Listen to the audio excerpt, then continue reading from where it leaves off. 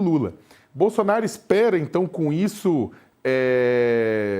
que o seu depoimento seja também uma peça de pressão pública dos seus apoiadores contra o Supremo?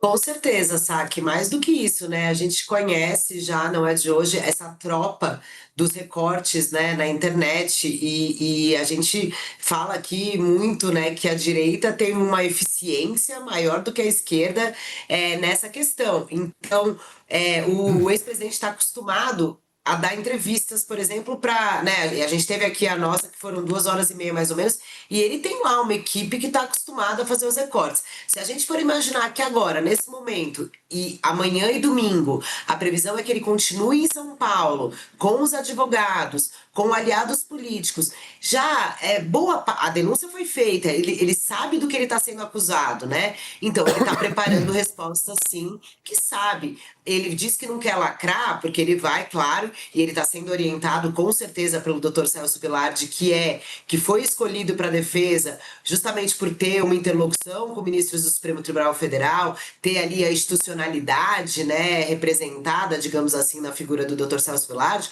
mas o Bolsonaro vai estar preparado, no mínimo, para para responder com frases que permitam recortes nas redes, porque é óbvio e evidente que ele vai negar, né? E aí a gente vai ver, e que eu acho curioso, saca? A figura do Cid, que era o ajudante de ordens que obedecia o Bolsonaro, né? Então a gente vai ter essa contradição logo de cara. E é muito curioso, porque eles eram bastante próximos no governo e eles estão, por determinação judicial, sem se ver e sem se falar há muito tempo.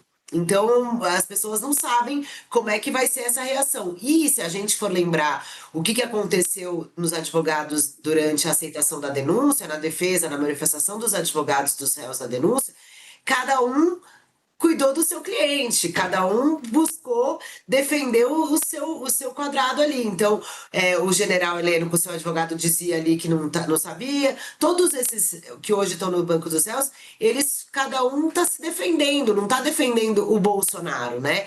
E, em última instância, o chefe supremo das Forças Armadas e do país naquele momento, que estava aí, segundo o delator Mauro Cid, e que não se conformou com a derrota e pensou em planejar golpe, é Jair Bolsonaro. Então, quase que todos os dedos vão apontar para ele, evidentemente, e ele sabe disso. E ele vai passar esse fim de semana se preparando para ter respostas, eu não tenho nenhuma dúvida, saca? Para fazer recortes. Ele pode dizer que não quer lacrar, mas que ele quer capitalizar o que ele vai falar, né, durante o depoimento dele, eu não tenho a menor dúvida de que ele vai se preparar para isso, a tropa dele toda também. Obrigado, Carla. Antes de passar para o Dr. Corpo, eu queria, na verdade, fazer um comentário sobre isso, agora, não como apresentador, mas como colunista aqui do UOL também, que é o fato, né, que eu não poderia deixar passar o fato de que o Bolsonaro está vindo para São Paulo e está ficando alojado no Palácio dos Bandeirantes, na sede do governo de Tarcísio de Freitas. Para quê? Para se preparar quanto à defesa sobre uma tentativa de golpe de Estado.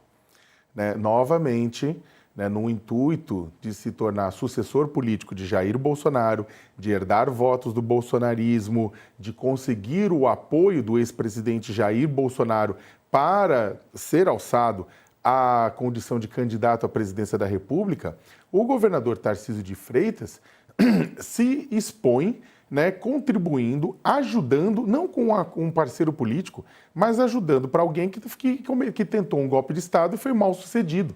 Então, ou seja, o contribuinte público, porque o Palácio dos Bandeirantes, ele não é privado, não é você vai entrar lá no Palácio dos Bandeirantes, não tem patrocínio Nestlé, patrocínio Votorantim, patrocínio Vale, Petrobras, um dia talvez até tenha, hoje não tem. O Palácio dos Bandeirantes é público, é pago com verbas públicas, que todos nós aqui pagamos. Pode ser que uma parte do eleitorado concorde em ver o Palácio dos Bandeirantes transformado em media training, né, de alguém que tentou um golpe de Estado. Né? Talvez essas pessoas quisessem, muitos eleitores quisessem esse golpe de Estado, mas uma parcela dos eleitores não queria. Não queria o golpe de Estado e certamente não quer que os recursos dos seus impostos sejam utilizados para que a sede do governo paulista, que tem problemas grandes para resolver no campo da segurança, da educação, da saúde, do transporte, da moradia, da cultura e por aí vai, seja utilizado para que esses recursos, mesmo que uma pequena parte deles, seja utilizado para hospedar um ex-presidente. Para quê? Para fazer um media training numa tentativa de defesa de golpe, né? Ou o Palácio dos Bandeirantes, né? Ou seja, Tarcísio no intuito eleitoral, né? Num cálculo eleitoral, o Tarcísio transforma a sede do governo de São Paulo em QG de defesa do golpe, né? Então é o seguinte, é uma coisa que é aquela coisa, todo mundo vai falar, não, mas é o pedágio que ele tem que pagar. Pedágio caro esse, né?